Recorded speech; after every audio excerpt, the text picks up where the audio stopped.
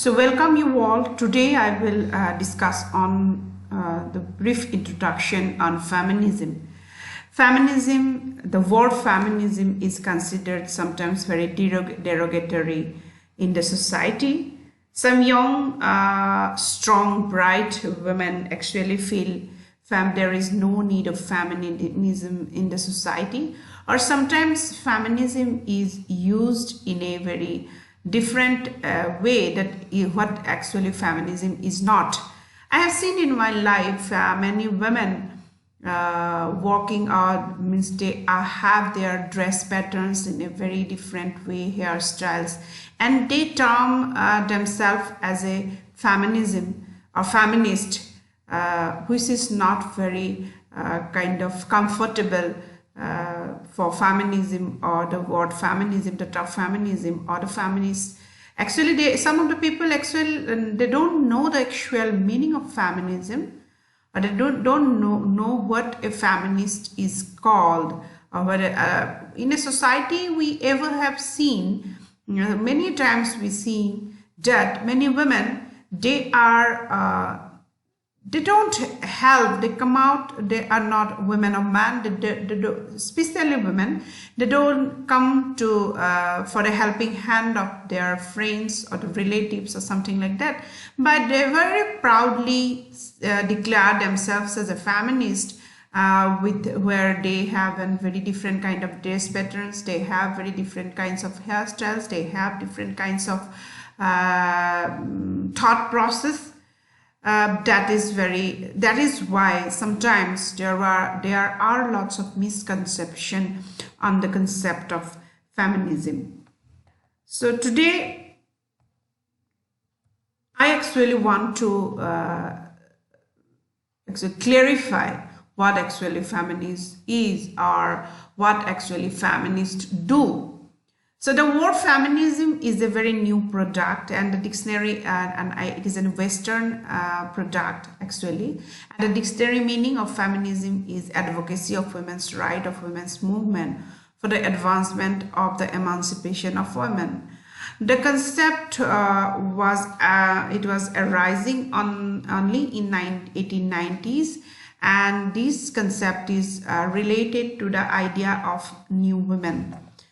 So feminism actually affirms the value of women and women's contribution in social life, and anticipates a future where barriers to women's full participation in public life will be removed.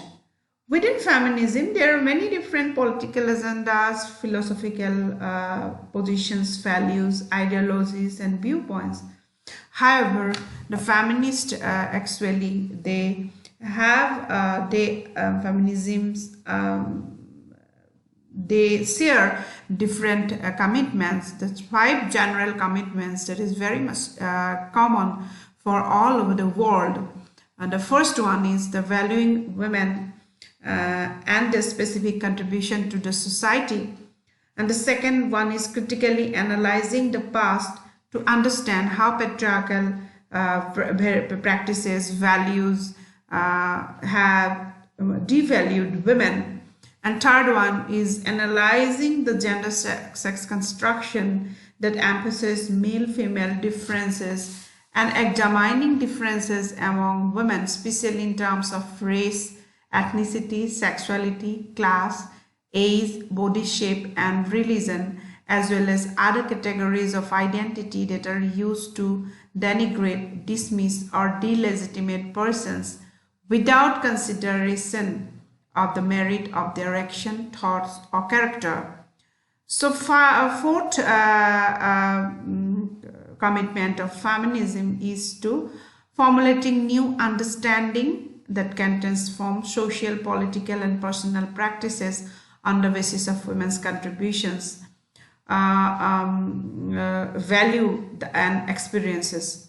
So the fourth and the most important commitment of feminism is working towards social and personal transformation through political activities designed to enable women to participate as full citizens in public life. This understanding of feminism develops out of Western thoughts, takes shapes in the context of English-speaking feminist conversation in the later part of 20th century and is informed by worldwide conversations about women's status. So to fulfill these commitments, the feminism have two central, they have to conduct two central activism. One is, while feminists often argue for women's autonomy and endeavor to secure for women the same political rights granted to Western men, and they will seek full citizenship by going beyond equal rights to an equal share of public power. The second activism is the feminists are suspicious of abstractions like humanity and that may actually articulate only male exceptions, especially the experiences of white middle-class heterosexual males who are assumed to represent all humanity. So feminists affirm the specificity of women's life and experiences. Within this specificity, feminists frequently assert the importance of daily life and personal experiences, and they emphasize the links between public and private spheres of social existence.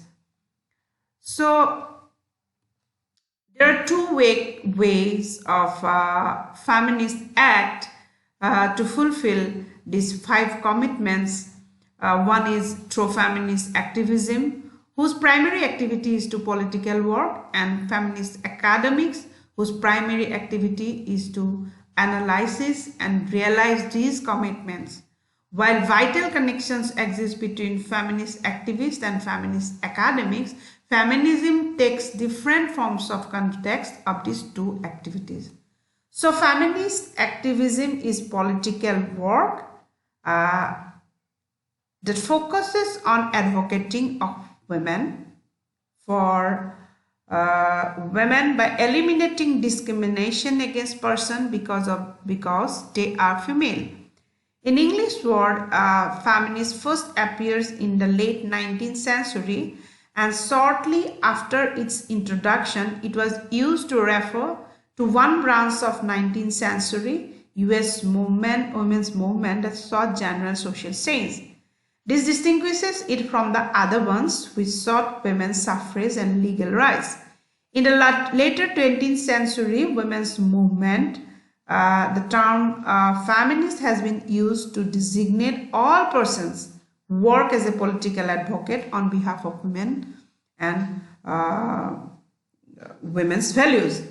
So women's values are most frequently characterized as including democratic process, egalitarian supportive relationship, self-definitions, caring relationships, contextualized knowledge practices, and collaborative organizational work.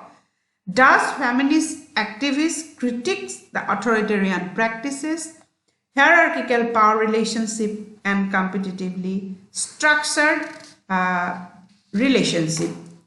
So academic feminism comprises a body of thought that builds upon the 5 commitments previously I have mentioned, and it is sometimes referred to as feminist theory, feminist scholarship, or gender analysis. In the later 20th century, the institutionalization of women's studies and the introduction of gender analysis, 2 universities have produced the term academic feminism, which distinguishes this body of thought from the activities involved in direct feminist political work. So feminist scholarship develop a value-oriented analysis that they understand as a contribution to political thought, and in this sense their goal is to make the world more just and equal, and they may or may not be directly involved in other types of political works. So both feminist academics and feminist activism works arm in arm, and they all over the world it is decontextualized gradually, And sometimes what happens, the feminist activism or feminist academia, feminist thought, feminist scholarship has transferred or migrated, in one way it can be say migrated, to different parts of the world. It was not concentrated only on the Western societies. The thought was transformed and the thought was transferred to other third world countries. And in these countries, this thought developed in a different way. They are contextualized, and the thoughts, the activism was in favor of the women of these societies, these third world societies, where with taking the issues or the problems of these countries within these contexts. So the meaning of feminism, though it was developed in the West, it was not confined in the West. It was spreaded. It was to the other countries, to the Middle East, to India, to Africa. So different branches of feminism was developed to raise the issues in the local context. So in details, we will discuss in our later classes how feminist thought in the West developed, and it takes a different shape in the other countries. Thank you very much.